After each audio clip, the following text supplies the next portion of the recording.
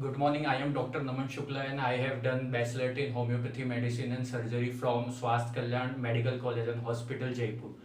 तो आज हम एक टॉपिक लेंगे रेस्पिरेटरी का, जो इतना इंपॉर्टेंट टॉपिक है बिकॉज अल्टरनेट ईयर्स के अंदर इस टॉपिक से स्पेसिफिकली रेस्पिरेटरी में एक दो क्वेश्चंस आते ही हैं और जो दिक्कत देते हैं वो क्वेश्चंस भी इसी टॉपिक से आते हैं। तो वो टॉपिक है ट्रांसपोर्ट ऑफ CO2। देखो, CO2 ट्रांसपोर्ट स्टार्ट करने से पहले सबसे पहले हम चीज समझते हैं ट्रांसपोर्ट ऑफ O2 और उसका थोड़ा सा बेसिक रिवीजन करते हैं। ट्रांसपोर्ट ऑफ O2 में हमने पढ़ा था 97% O2 जो थी आरबीसी के थ्रू ट्रांसपोर्ट होती थी और 3% as a dissolved in plasma. RBC में भी वो भी ऑक्सी हीमोग्लोबिन की फॉर्म में, इतना हमने पढ़ा था। ठीक है, अगर सेम अब ट्रांसपोर्ट ऑफ CO2 में देखते हैं, उसके 3 वेज है ट्रांसपोर्ट के। पहली चीज जो है 5 to 7% as in form of dissolved in plasma. Plasma में डिसॉल्व होके वहां कितना था 3%, यहाँ 5 to 7% प्लाज्मा की फॉर्म में डिसॉल्व होके। और मैक्सिमम अमाउंट जो ट्रांसपोर्ट होता है CO2 का, और जिसका मैक्सिमम क्वेश्चन भी यही आता है कि maximum amount transport of CO2 किस फॉर्म में होता है, वो होता है एज ए बाइकार्बोनेट आयन, और वो भी कितना 70%। एज ए बाइकार्बोनेट आयन कितना 70%, और 25% वहां 97% आरबीसी ट्रांसपोर्ट करती थी एज ऑक्सी हीमोग्लोबिन की फॉर्म में। CO2 के अंदर RBC as carb amino haemoglobin, क्या कार्ब अमीनो हीमोग्लोबिन की फॉर्म में 25% ट्रांसपोर्ट करती है। अब चलो इतना तो हो गया। अब एक चीज और हमको रिवाइज करनी जरूरी है जो हमने एनसीईआरटी में पढ़ी थी। जब हम O2 ट्रांसपोर्ट पढ़ रहे थे तो हमने पढ़ा था 100 ml जो ब्लड है उसके अंदर कितनी 20 ml O2 होती है, याद आया एनसीईआरटी में, और उसका 25% यानी कि 5 ml टिश्यू लेवल पे ट्रांसपोर्ट होता है। 100 ml ब्लड में 20 ml O2 होती है, उसका 25% मतलब 5 ml टिश्यू लेवल पे ट्रांसपोर्ट होता है। वैसे ही कार्बन डाइऑक्साइड के लिए एनसीईआरटी लिखती है 100 ml ब्लड है, 100 ml ब्लड है, उसमें से एल्वोलाई लेवल पर 4 ml CO2 ट्रांसपोर्ट होती है। ये चीज भी याद रखनी जरूरी है, बहुत बार स्टेटमेंट वाले क्वेश्चंस में पूछी जाती है। चलो इतना तो आ गया। अब जो मेन चीज ह्यूमन फिजियोलॉजी जब हम पढ़ते हैं और ये वाला टॉपिक पढ़ते हैं तो बच्चे बोलते हैं कुछ कुछ ऐसे स्टेटमेंट होते हैं, उनको वो बोलते हैं सर ये स्टेटमेंट आते रहते हैं और हमें रटने पड़ते हैं, हमें कभी विजुअलाइज ही नहीं हुआ कि ये कैसे हुआ। बोलते हैं कि oxy haemoglobin act as a acid, ये वाला स्टेटमेंट आता है। Haemoglobin work as a buffer, ये वाला स्टेटमेंट आता है। और क्लोराइड शिफ्ट वगैरह ये सब चीजें सर बस पढ़ी हैं, बस एक्चुअल विजुअलाइज नहीं होती है। तो अब उसे विजुअलाइज करके देखते हैं और फील करके देखते हैं। देखो CO2 है, अब जब हमारे टिश्यू के अंदर CO2 बनेगी उसका पार्शियल प्रेशर कितना होगा, एनसीईआरटी बोलती है कितना होगा 45 mmHg का पार्शियल प्रेशर जब होगा CO2 का, मतलब CO2 बहुत कंसंट्रेशन में ज्यादा है, टिश्यू में ज्यादा है, तो ऑब्वियस सी बात है डिफ्यूजन होगा। डिफ्यूजन से क्या आ जाएगी ब्लड के अंदर, दिखती बात है। तो हमने क्या किया, ये टिश्यू बना लिया, उसके बाद वो डिफरेंट वेसल्स में जाएगी और अल्टीमेटली जब उससे अब CO2 को ट्रांसपोर्ट करना है हमें, तो क्या उसको सेल के अंदर ट्रांसपोर्ट करने का हमारा गोल नहीं होगा, उससे तो एक्सक्रीट आउट करना है हमें एल्वोलाई से। तो वेसल्स से जाके लास्ट में किस पे आएगी, पल्मोनरी आर्टरी में आएगी, ऑब्वियस सी बात है हार्ट से, और वहां से एल्वोलाई में जाएगी थ्रू वाया कैपिलरीज। ठीक है, तो ये हमने टिश्यू बना दिया और डायरेक्ट अभी फिलहाल एज अ वेसल या पल्मोनरी आर्टरी बना दी और ये एल्वोलाई बना दी। जब CO2 यहां से डिफ्यूज होके ब्लड में गई तो मैंने बताया 7% ट्रांसपोर्ट होती है as a dissolved in plasma. तो प्लाज्मा होगा ऑफकोर्स सी बात है वेसल्स में, उसमें डिसॉल्व हो गई, एल्वोलाई तक आई और ट्रांसमिट होगी। ठीक है, ये तो बेसिक सी चीज है, डिफ्यूजन होगा ट्रांसमिट होगा, इसमें कुछ बड़ा समझने का नहीं है। लेकिन अब समझते हैं कि सर बाइकार्बोनेट, ये बाइकार्बोनेट करते रहते हैं, लेकिन कभी दिखा ही नहीं हमें क्या बाइकार्बोनेट में कहां कार्बन डाइऑक्साइड आ गई और ये बना कैसे, ये हुआ कैसे, वो देखते हैं। जब ये ब्लड में आई और CO2 ब्लड से आरबीसी में आई, तो आरबीसी के अंदर देखना बच्चों CO2 है और आरबीसी में ऑब्वियस सी बात है H2 होगा, वाटर तो हो गई। तो CO2 मॉलिक्यूल जैसे ही वाटर के साथ मिले तो वो क्या फॉर्म करेंगे, केमिस्ट्री याद करो, H2CO3 फॉर्म होगा, ऑब्वियस सी बात है। लेकिन ये प्रोसेस करवाने के लिए एक एंजाइम बहुत इंपॉर्टेंट होता है जिसको बोलते हैं कार्बोनिक एनहाइड्रेस, और ये बहुत नीट में पूछा जाता है ये एंजाइम का CO2 ट्रांसपोर्ट में यूज होता है वो कौन सा है, कार्बोनिक एनहाइड्रेज। ये क्या करता है, इस रिएक्शन को as a work as a catalyst, इस रिएक्शन को फास्ट करने की कोशिश करता है। तो CO2 H2O से मिली, H2CO3 बना, और H2CO3 अनस्टेबल कंपाउंड है तो वो H+ और HCO3- आयन में बनेगा। H+ और HCO3- आयन में टूटा। HCO3- क्या होता है, बाइकार्बोनेट होता है। ठीक है, तो बाइकार्बोनेट बना तो लो हो गया ना हमारा। जो मैक्सिमम ट्रांसपोर्ट हमने बताया था वो एज कौन सा, बाइकार्बोनेट आयन की फॉर्म में, तो ये बन गया हमारा बाइकार्बोनेट आयन। ठीक है, अब समझना, अभी तो पिक्चर बाकी है। अब देखना, ये बाइकार्बोनेट आयन अब क्या होगा, ये बाहर प्लाज्मा में जाएगा। एक चीज ध्यान रखना, जब भी ये ट्रांसपोर्ट होता है तब जो आरबीसी की मेम्ब्रेन को क्या कहते हैं, डोनेंस मेम्ब्रेन। ठीक है, ये जो आरबीसी की मेम्ब्रेन है, डोनेंस मेम्ब्रेन, इसकी परमेबिलिटी नेगेटिव आयन के लिए बढ़ जाती है। इस पर्टिकुलर टाइम पे नेगेटिव आयन के लिए परमेबिलिटी बढ़ गई तो क्या HCO3- आयन नेगेटिव है, ऑब्वियस सी बात है। तो HCO3- आयन बाहर गया। अब मैंने जब बोला नेगेटिव के लिए, तो और दूसरा एक नेगेटिव आयन और आएगा, वो आएगा क्लोरीन और मेनली बाइकार्बोनेट, मतलब कल्लू बाई क्लोरीन और बाइकार्बोनेट याद रखना है, क्योंकि जो कि ये दो ऐसे आयन है जो अंदर आना जाना बाहर कर सकते हैं अभी के टाइम पे। ठीक है, तो ये बाइकार्बोनेट बाहर आ गया। जैसे ही बाइकार्बोनेट बाहर आया, नेगेटिव चार्ज बाहर आया, क्या प्लाज्मा के अंदर NaCl होगा, NaCl होगा तो Na+ और Cl- टूटेंगे। Na+ और Cl- जैसे ही टूटे तो Na+ की नजर पड़ेगी बाइकार्बोनेट पे, वो नेगेटिव है, वो Cl से अपना रिश्ता तोड़ के डायरेक्ट अटैच हो जाएगा बाइकार्बोनेट से, ये जो अंदर से आया, और ये बना देगा NaHCO3। ठीक है सर, तो अब देखना ध्यान से, तो अब अकेला कौन हो गया, क्लोराइड आयन माइनस एक अकेला हो गया। तो अब क्या होगा, ये जो क्लोराइड आयन है, अब हम इसको अभी लेके चलते हैं, इसको अकेला नहीं छोड़ेंगे, इसको आगे देखते हैं इसका क्या करना है हमें। ठीक है, अभी थोड़ा सा ये वाली सिनेरियो को पॉज रखते हैं और थोड़ा सा आगे बढ़ते हैं। अब इस आरबीसी के अंदर KHbO2 करके एक कंपाउंड और है। ठीक है, अब वो क्या होता है, जनरली ये कंपाउंड भी टूटता है KHb और O2 में, मतलब कहीं ना कहीं इस Hb के पास O2 था, ये one of the type of oxyhaemoglobin था, ये टूट गया, इसका O2 अलग हो गया और ये बन गया KHb में। अब क्या होता है, जब हमने H+ और HCO3- अलग अलग करे तो H+ तुम्हें पता है कि H+ पूरी यहाँ की pH बिगाड़ सकता है, ये पूरे आरबीसी के साम्राज्य को खराब कर सकता है, तो इसे अकेला ऐसे नहीं छोड़ सकते। तो K+ ने क्या सोचा कि मैं मेरी गद्दी छोड़ता हूं, और HB ने सोचा कि K+ तेरे को छोड़नी पड़ेगी तेरी गद्दी, तो K+ अलग हुआ, और ये H+ जो है, ये H+ जो टूटा था H2CO3 वाला H+, वो K+ की जगह बैठ के HHB रिड्यूस्ड हीमोग्लोबिन। अब ध्यान से देखना, इस HB के पास क्या O2 है, O2 नहीं है, तो it is a type of कौन सा हीमोग्लोबिन, डीऑक्सी हीमोग्लोबिन, या इसको रिड्यूस्ड हीमोग्लोबिन बोलते हैं। ठीक है सर, ये हीमोग्लोबिन तो बन गया और H+ को शरण मिल गई, अब वो ऐसे फ्री नहीं घूमेगा तो ये कुछ डिसरप्ट नहीं करेगा आरबीसी के अंदर के एनवायरमेंट को। ठीक है, अब हमने लेकिन दो जनों से बहुत बड़ा भेदभाव किया, क्या, एक तो K+ ने कुर्बानी दे दी, उसको हमने अकेला छोड़ दिया, उधर से Na+ को इसके साथ बैठा दिया तो Cl- अकेला हो गया, अकेली होगी। अब हमने सोचा कि क्यों ना ऐसा किया जाए, ऐसा मैकेनिज्म हुआ बॉडी के अंदर कि ये जो K+ अकेला था और इस Cl- से बात करी, Cl- ने बोला, क्योंकि मैंने बताया था नेगेटिव आयन के लिए डोनेंस मेम्ब्रेन परमिएबल है, तो ये Cl- दौड़ के अंदर आ जाएगा, आ सकता है ना, उसका यार अभी K+ अंदर बैठा हुआ है, तो Cl- और K+ दोनों साथ में आ गए।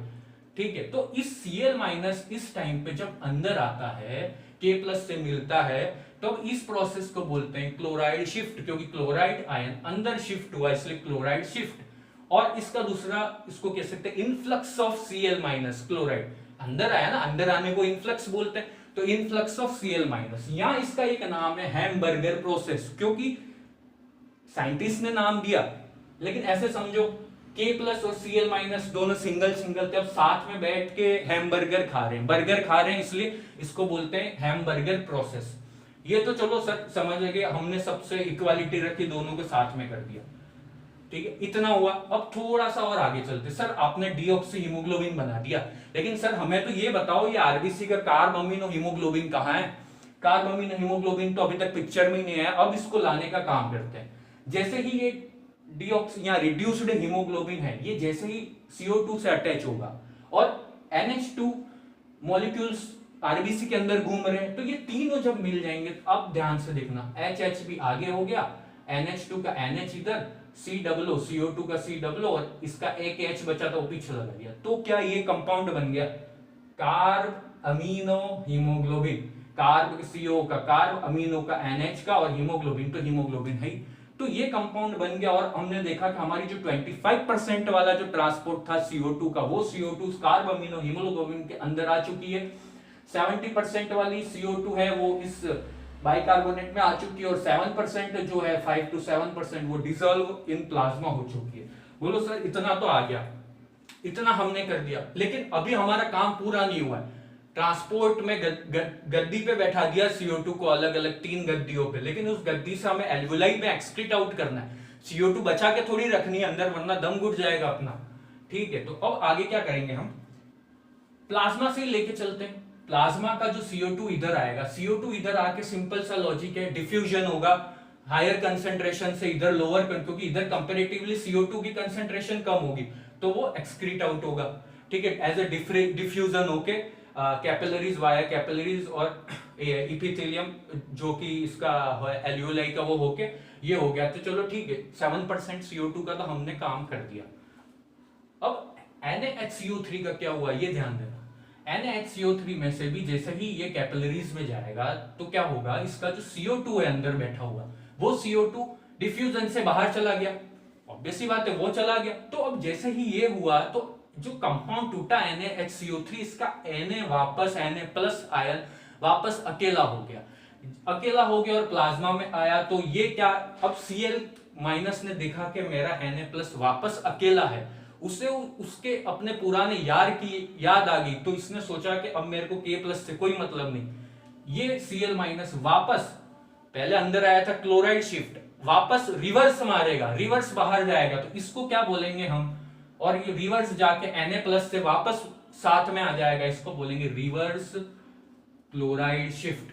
क्यों, क्योंकि पहले क्लोराइड अंदर आया, अब रिवर्स हो गया, तो इसको बोल दिया हमने रिवर्स क्लोराइड शिफ्ट। ठीक है सर, हमने आपने इतना जुगाड़ कर दिया, प्लाज्मा वाला कर दिया, बाइकार्बोनेट आयन का CO2 भी डाल दिया। अब हमें ये बताओ ये कार्ब अमीनो हीमोग्लोबिन का क्या फंडा है। अब देखना क्या होगा, कार्ब अमीनो हीमोग्लोबिन में भी CO2 है, ठीक है, ये भी CO2 दिख रही है अपने को। अब ये जब, अब इसमें प्रोसेस सबका सही वही है कि डिफ्यूजन होगा और CO2 जाएगी, कंपाउंड टूट के उसमें जो CO2 है निकल जाएगी, ये ऑब्वियस सी बात है। लेकिन इसमें एक दो क्वेश्चन बनते हैं। पहला क्वेश्चन जो आता है कि ये जो प्रोसेस है release of CO2 due to high O2, देखो जैसे ही एल्वेओलाई के पास आएगी, कैपिलरीज होगी, यहाँ P partial pressure of oxygen ज्यादा है और ऑक्सीजन पार्शियल प्रेशर के ज्यादा की वजह से इसका डिसोसिएशन होगा हीमोग्लोबिन का CO2 से। तो इस प्रोसेस को क्या बोलते हैं, इस प्रोसेस जो एल्वेओलाई के अंदर हुई जिसकी वजह से because of due to high O2 की वजह से CO2 रिलीज आउट हो गई, इसको बोलते हैं हेल्डेन इफेक्ट। क्या बोलते हैं, हेल्डेन इफेक्ट। सेम ऐसा इसका जस्ट ऑपोजिट याद रखना है, क्योंकि स्टेटमेंट वाले क्वेश्चंस में आ सकता है कि what is Bohr effect. Bohr effect, हेल्डेन effect मैंने बताया एल्वेओलाई में हुआ, CO2 एक्सक्रीट आउट होगी, एल्वेओलाई के अंदर आ गई, ये तो हमें समझ में आ गया। बोर इफेक्ट में क्या हुआ, ये अपना टिश्यू है, ये अपना टिश्यू है, टिश्यू में अभी हमने यहां बोला due to release of CO2 due to high O2, जैसे टिश्यू में जैसे ही CO2 ज्यादा होगी तो तब क्या होगा, जब ब्लड लेके आएगा हीमोग्लोबिन ऑक्सीजन लेके आएगा, तो ड्यू टू हाई CO2 ये जो O2 है वो इधर टिश्यू में ट्रांसफर हो जाएगी, इसको क्या बोलेंगे, बोर इफेक्ट। तो हेल्डेन इफेक्ट, देखो हेल्डेन इफेक्ट सिंपल, हेल्डेन इफेक्ट एल्वेओलाई में, बोर इफेक्ट टिश्यू लेवल पे होगा। हेल्डेन इफेक्ट के अंदर क्या ट्रांसमिट होगी, रिलीज होगी CO2 और बोर के अंदर क्या होगी, ऑक्सीजन। ठीक है, एक बोर में ऑक्सीजन और हेल्डेन के अंदर CO2, बस ये चीज याद रखनी है हमें, बोर इफेक्ट और हेल्डेन इफेक्ट। अब देखना एक चीज और समझते हैं अपन कि सर ये हो गया आपका कार्ब अमीनो हीमोग्लोबिन, यहाँ क्या केमिस्ट्री लगी, बहुत इजी है, हीमोग्लोबिन अलग हो गया। अब यहाँ पार्शियल प्रेशर ऑफ ऑक्सीजन ज्यादा है, दिखती बात है, तो क्या ये हीमोग्लोबिन जो है वो ऑक्सीजन से पहले टकराने की कोशिश करेगा ना, उसके पास आने की। तो क्या जैसे ही इसने पास आने की कोशिश करी तो देखो ये रिड्यूस्ड हीमोग्लोबिन है, ये ऑक्सीजन दोनों मिल गए, रिड्यूस्ड हीमोग्लोबिन और ऑक्सीजन, तो HbO2 बन गया। HbO2 मतलब हीमोग्लोबिन के साथ ऑक्सीजन, ऑक्सी हीमोग्लोबिन बन गया। लेकिन इस H प्लस का क्या हुआ, इस H का क्या हुआ, ये H फ्रीली हो गया। जैसे ही ऑक्सी हीमोग्लोबिन बने, HB और O2 मिल गए, H प्लस फ्री हो गया। तो क्या मैं ये कह सकता हूं कि oxy haemoglobin act as acid. अब याद आया, ये स्टेटमेंट अब रटना नहीं है, कैसे एसिड के रूप में काम किया। तो जैसे ही ऑक्सी हीमोग्लोबिन का फॉर्म हुआ, H प्लस आयन बने, H प्लस आयन बने तो ऑब्वियस सी बात है केमिस्ट्री है, एसिड ही कहलाएगा ना। तो ये H plus ion work as उसका एसिडिक मीडियम किया। तो अगर मैं बोलूं तो act as acid, oxy haemoglobin act as acid. ठीक है, तो ये बेसिक चीजें हो गई। अब इसमें से मैं आपको एक चीज वापस बताता हूं, एक चीज जो रह गई थी हमारी, कि जैसे ही ये H प्लस आयन बना था, ये H प्लस आयन बना था, और इसको एक बात याद रखना कि H प्लस आयन को अगर ये घूमता इधर तो इसकी पीएच बिगड़ती, डिक्रीज होती, एसिडिक पीएच हो जाती, डिसरप्ट हो सकती थी आरबी। मतलब कहीं ना कहीं पीएच को रेजिस्ट करने का काम किया। इसको शरण किसने दी, हीमोग्लोबिन ने, हीमोग्लोबिन ने शरण दी। तो क्या मैं ये कह सकता हूं, एक स्टेटमेंट आता है नीट के अंदर बार बार कि haemoglobin act as a buffer. दिख रहा है अब क्यों बफर, क्यों बफर, क्योंकि इसने पीएच रेजिस्ट करने का काम किया, वो फ्री H प्लस आयन को शरण दी, और इसलिए मैं कह सकता हूं कि haemoglobin act as a buffer. ठीक है, तो ये कुछ स्टेटमेंट मैं वापस बताता हूं। Oxy haemoglobin act as acid आ गया समझ में, क्योंकि H प्लस आयन बन रहा है। इस H प्लस आयन को हीमोग्लोबिन ने फ्रीली नहीं होने दिया, और उसकी वजह से इसकी है ना पीएच मेंटेन करी, चेंज होना रेजिस्ट किया। इसलिए मैं कह सकता हूं कि haemoglobin act as a buffer. ये हो गया। Cl माइनस अंदर आ रहा है, उसको क्लोराइड शिफ्ट कहते हैं, या इनफ्लक्स बोलते हैं, या हैम्बर्गर प्रोसेस बोलते हैं। Cl माइनस जब बाहर गया था उसको बोलते हैं मेनली रिवर्स क्लोराइड शिफ्ट। ठीक है, अब ये इतना आ गया। हेल्डेन इफेक्ट मैंने बताई है, release of CO2 due to high O2, इसका जस्ट ऑपोजिट बोर इफेक्ट हो गया। ठीक है, अब इसके मेन चीज, अगर एक चीज पूछी जाए आपको जो एसरेशन रीजनिंग में पहले एम्स में आता था, बहुत बेसिक सी बात है, K प्लस आयन जो है, ठीक है, ये फॉर्म हुआ। अब बताओ ये क्लोराइड शिफ्ट का यूज क्या है। अगर मैं क्या बोलूं कि क्लोराइड शिफ्ट क्यों हुई, साइंटिफिकली इसका रीजन क्या है, कोई तुम्हें लिखने के लिए बोल दे कि give the reason why chloride shift occur, तो अगर मैं यूं कह सकता हूं क्या, आयनिक बैलेंस बनाने के लिए इसके प्रोटोप्लाज्म में आरबीसी के, इसलिए हुई, क्योंकि ऑब्वियस सी बात है अगर K प्लस भी बहुत सारे ज्यादा हो गए तो आयनिक इम्बैलेंस हो जाएगा, इसको भी तो मैनेज करके न्यूट्रलिटी पे लाना पड़ेगा, इसलिए ही क्लोराइड शिफ्ट हुई। तो ये भी क्वेश्चन आता है, Cl जो क्लोराइड शिफ्ट हुई वो किसके लिए होती है, आयनिक इम्बैलेंस मेंटेनेंस इन आरबीसी। ठीक है, तो ये अपना पूरा टॉपिक कवर हो गया। और अगर इसको एक मिनट में वापस रिवाइज करवाते हैं, CO2 को अपने गंतव्य एल्वेओलाई तक पहुंचाना है, 7 रुपया लेता है प्लाज्मा, 70 रुपया कौन लेता है, बाई मतलब 70 रुपया लेती है बाइकार्बोनेट, 25 रुपये कौन लेता है, कार्ब अमीनो हीमोग्लोबिन आरबीसी।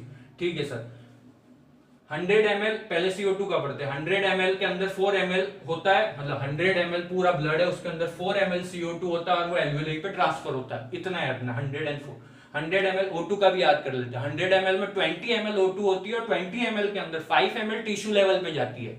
ठीक है, तो ये चीज भी हमको याद रखनी है। इसके अलावा अगर हम देखें, सिंपल है, 7% डिसॉल्व हो गया, ये गया, तो इधर कौन सा एंजाइम काम आया, इस प्रोसेस को बाइकार्बोनेट बनाने में कौन सा एंजाइम काम आया, कार्बोनिक एनहाइड्रेस। इस चीज को याद रखना है।